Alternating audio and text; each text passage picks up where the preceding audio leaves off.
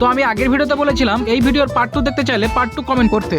এক দাদা কমেন্ট করেছিল পার্ট 2, তোমরা আরো অনেকে কমেন্ট করেছো, তোমাদেরকে অসংখ্য ধন্যবাদ। তোমরা কেউ যদি আগের পার্ট 1 ভিডিওটা না দেখে থাকো তাহলে এই ভিডিওর পিন কমেন্টের লিংক দেওয়া রয়েছে, তোমরা গিয়ে ওই ভিডিওটা দেখে আসতে পারো, তা না হলে এই ভিডিওটা কিছুই বুঝতে পারবে না। তাহলে চলো এবার ভিডিওতে ফিরে আসা যাক। তো আমার হাতে যে রিয়েলমির ফোনটা রয়েছে, এক ভাই দাদাকে ডিসপ্লে চেঞ্জ করার জন্য দেয়, তো দাদাও ডিসপ্লেটা লাগিয়ে সেই ভাইকে ফেরত দিয়ে দেয় ফোনটা। দীর্ঘদিন বাড়িতে ডিসপ্লে ভাঙা অবস্থা পড়ে থাকায় ভাই কিছুতেই ফোনের পাসওয়ার্ডটা মনে করতে পারছিল না, তাই ভাই বললো যে ফোনের পাসওয়ার্ডটা আনলক করে দিতে। তাই আমি ফোনের পাসওয়ার্ডটা আনলক করে ভাইকে ফটাফট দিয়ে দিলাম। এরপরে একটা দোকানদার দাদা স্যামসাং এর ফোন সফটওয়্যার করার জন্য নিয়ে আসে। এই ফোনটাতে নরমালি সফটওয়্যার হবে না জন্য ফোনটাকে ফটাফট খুলে নিলাম। তারপর দেখে নিলাম টেচ পয়েন্ট কোন জায়গায় আছে। দেখার পরে মেন বোর্ডের শিল্ড কেটে টেচ পয়েন্ট গুলোকে বের করে নিলাম। এদিকে গলাটা শুকিয়ে আসছিল তাই একটু জলও খেয়ে নিলাম। তারপরে আইসপ্যারেটরের সাথে টেচ পয়েন্ট গুলোকে কানেক্ট করে বক্সের সাথে লাগিয়ে সফটওয়্যার করে দোকানদার দাদাকে দিয়ে দিলাম। তারপরে আবার একটা দোকানদার দাদা দুটো ভিভো ফোন সফটওয়্যার করার জন্য নিয়ে আসে। তো আমি এক এক করে দুটো ফোনে সফটওয়্যার করে নিয়ে দুটো ফোনই একসাথে সেট আপ করে দোকানদার দাদাকে দুটো ফোন দিয়ে দিলাম। তারপর একটা ভাই এসে একটা স্যামসাং এর ফোন দিয়ে বললো যে দেখো তো দাদা আমার ফোনে কোনো সাউন্ড হচ্ছে না কেন। ভাইয়ের কথা মতো ভাইয়ের ফোনটা ফটাফট খুলতে শুরু করলাম, আর খুলতেই দেখলাম যে ওয়াটার ড্যামেজ হয়ে রিঙ্গারের লাইনগুলো প্রবলেম হয়ে গেছে। তো রিঙ্গারের লাইনগুলো আবার নতুন করে কানেকশন করে দিয়ে ফোনটাকে ফটাফট ফিটিং করে ভাইকে দিয়ে দিলাম। আর এদিকে সন্ধে হয়ে গেছিল আর অনেক দেরিও হয়ে গেছিল, তাই আমি ফটাফট আমার ড্রাই ফ্রুটস গুলোকে বের করে নিয়ে খেয়ে নিচ্ছিলাম। তারপরেই পাশের এক দোকানদার দাদা একটা ফোনে নতুন ডিসপ্লে লাগিয়ে সফটওয়্যার করার জন্য দিয়ে যায়। আমি ফটাফট ফোনটাকে সফটওয়্যার করে দিতেই দাদা আমাকে একটা রেডমির খোলা ফোন দিয়ে বললাম আমি সবকিছু করে রেখেছি, তুই শুধু ডিসপ্লেটা ফিটিং করে দে। তাই আমি দাদার কথা মতো ফটাফট ডিসপ্লেটাকে ফিটিং করে দাদাকে দিয়ে দিলাম। দিতেই একটা কাকা এসে একটা জিও ফোন দিয়ে বললো দেখো তো ফোনটা অন হচ্ছে না কেন। তারপর আমি ফোনটা খুলে দেখলাম যে ব্যাটারি কানেক্টরটা ভাঙা রয়েছে। তো নতুন একটা ব্যাটারি কানেক্টর বের করে নতুন কানেক্টরটা ভালো করে লাগিয়ে কাকাকে ফোনটা দিয়ে দিলাম। তারপর পাশের টেবিলের একটা ভাই চার্জিং কানেক্টর লাগাতে পারছে না, তাই বললো দাদা চার্জিং কানেক্টরটা একটু লাগিয়ে দেবো। তাই আমি ভাইকে চার্জিং কানেক্টরটা লাগিয়ে দিয়ে দিলাম। দিতেই ভাই আমাকে একটা রেডমির ফোন হাতে ধরিয়ে দিয়ে বললো দাদা আমি সবকিছু খুলে রেখেছি, এই ফোনটা একটু ডিসপ্লেটা লাগিয়ে দেবো, আমার বাড়ি যাওয়ার টাইম হয়ে গেছে। তারপর আমি এই রেডমির ফোনটাতে ডিসপ্লে লাগিয়ে ভালো করে ফিটিং করে কাস্টমারকে দিয়ে দিলাম। এরপরে একটা গুরুতর প্রবলেমের সেট আছে। এক দাদা এক রেডমির ফোন নিয়ে এসে বললো এই ফোনটা অফ করে চার্জিং লোগো দেখায় কিন্তু অন করলে চার্জও নেয় না, চার্জ শো করে না। তাই আমি প্রথমে চার্জিং পিনটা চেঞ্জ করে নিলাম। চার্জিং পিন চেঞ্জ করার পরে প্রবলেমের কোনো সলিউশনই হলো না, তাই ধীরে ধীরে সব লাইনগুলো চেক করতে থাকি। অনেকক্ষণ চেক করার পরে দেখলাম মেন বোর্ডে শর্ট রয়েছে, তো এই শর্টটা রিমুভ করে দিয়ে ফটাফট প্রবলেমটা সলভ করে দিয়ে দাদাকে সেই ফোনটা ফিটিং করে দিয়ে দিলাম। তারপর দেখলাম যে অনেক দেরি হয়ে গেছে, তাই মেশিন পত্র তাড়াতাড়ি করে বন্ধ করে দিয়ে আমার ব্যাগটা গুছিয়ে নিয়ে আজকের মতো বাড়ি চলে গেলাম। তো ভিডিওগুলো কেমন লাগছে কমেন্টে অবশ্যই জানাতে ভুলবে না।